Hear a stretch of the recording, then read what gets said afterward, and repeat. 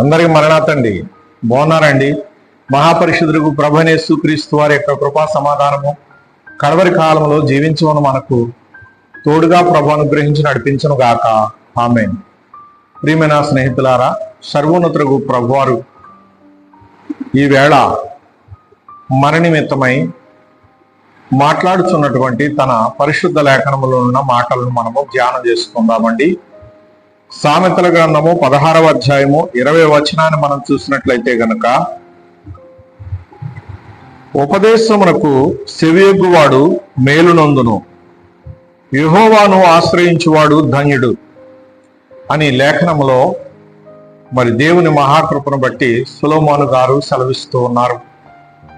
ప్రియులారా, ఉపదేశించేటటువంటి ఉపదేశము దేవునిదే ఉన్నది కనుక దేవుని యొక్క ఉపదేశము పెద్దలైన వారు మనకు సందేశముగా అందించినప్పుడు ఆ ఉపదేశాన్ని చెవిని పెట్టి మనము దాని యందు లోతైనటువంటి సత్యాన్ని తెలుసుకొని ఆ ప్రకారంగా జీవించడానికై మనం ప్రయత్నం చేసినట్లయితే గనుక మనము మేలు పొందుతామని దేవుడే సెలవిస్తూ ఉన్నారు.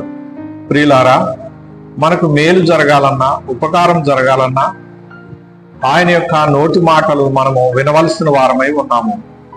ప్రియులారా, పూర్వకాలం మంది భక్తులందరూ కూడా ధనులయ్యారు అంటే దేవుని నోటి మాటలు వారి మనస్సులో ఉంచుకుని ఆ ప్రకారముగా జీవించారు గనుకే వారు గనులయ్యారు.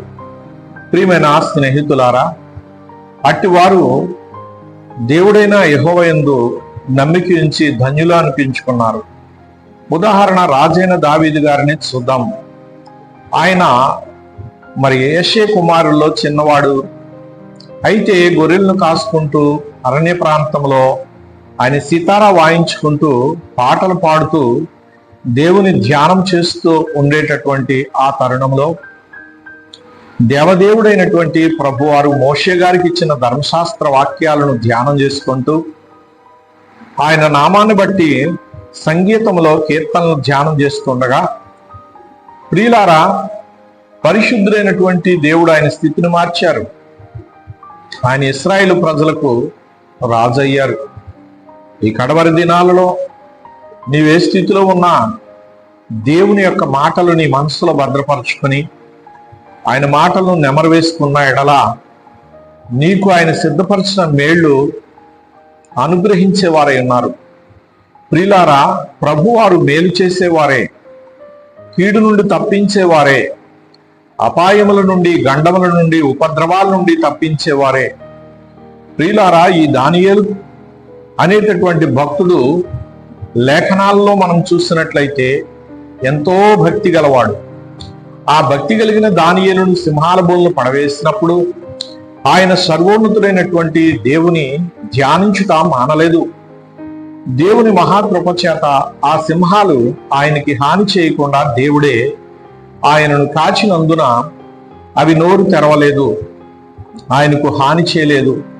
ప్రియులారా, ఆయన సురక్షితముగా ఉదయకాలం అయ్యేసరికి ఆ రాత్రంతా ఆ సింహాల భూమిలో దేవుని ధ్యానించి ఆయన మరలా రాజు దయ వలన పైకి వచ్చాడు. దేవుడు రాజులకు దయ పుట్టించువాడు. క్రూర మృగాల మనస్సులను కూడా మార్చారు ఆయన, వాటి నోళ్లను మోయించాడు. ఆకలితో ఉన్నాయి అవి, ఎంత ఆకలితో ఉన్నా వాటి నోళ్లను మోయించాడు. దయగల మనస్సు వాటి కలిగించాడు. సర్వాధికారియగు ప్రభు నీ పట్ల నా పట్ల ఎంతటి క్రూరులకైనా దయగల మనస్సును కలిగించగలరు, మన స్థితిగతులను మార్చగలరు. ప్రియమైన స్నేహితులారా, మనుషుల విషయంలో మనము సర్వోన్నతుడైనటువంటి దేవుని ప్రేమను కలిగిన వారుగా దేవునికి అప్పగిస్తూ ప్రార్థిస్తూ ఉండాలి. ప్రియులారా, ప్రభు అయినటువంటి యేసుక్రీస్తే అన్నారు, మనుషుల విషయంలో జాగ్రత్తగా ఉండుడి అని. గనుక మనము మనుషుల విషయంలో జాగ్రత్తగా ఉంటూ మనుషులందరి రక్షణ కొరకు ప్రార్థిస్తూ వారి క్షేమమును కోరిన వారుగా, ప్రభు ప్రేమను పంచేవారుగా ముందుకు సాగిపోదాం. అట్టి దేవదేవుని చిత్తాన్ని మనం జరిగించినప్పుడు ధన్యులమవుతాము. అట్టి ధన్యత సదాకాలము మనకు తోడే నడిపించుగాక. ఆమేన్. చిన్న ప్రార్థన. ప్రాణ ప్రియుడైన పరలోకపు తండ్రి, నిన్ను ఆశ్రయించిన నరులు ధన్యులన్నావు, యెహోవాను ఆశ్రయించిన నరులు ధన్యులు. అలాగే ప్రభువా, నీ మాటలను, నీ ఉపదేశమును మనస్సులో నుంచుకున్న ఎడల మా ప్రభా వారే ఘనులవుతారు, గొప్పవారవుతారు, ఉన్నతులవుతారు. అట్టి ఉన్నత దీవెనలతో ప్రతి ఒక్కరిని దీవించమని, ప్రతి ఒక్క కుటుంబమును ఆశీర్వదించమని, ప్రతి ఒక్క భక్తుని ఆశీర్వదించమని ఈ యొక్క సమయంలో ప్రభు ఒక్కొక్కరితో మీరు మాట్లాడమని, మీ హృదయంలో మా ప్రభావారిని భద్రపరచండి. వారి హృదయంలో మీరుండండి. వారిని నడవలసిన త్రోవలు నడిపించి మేలు చేయమని యేసేకు అప్పగిస్తున్నాను పరమ తండ్రి. ఆమేన్. అందరికీ మరణాతండి.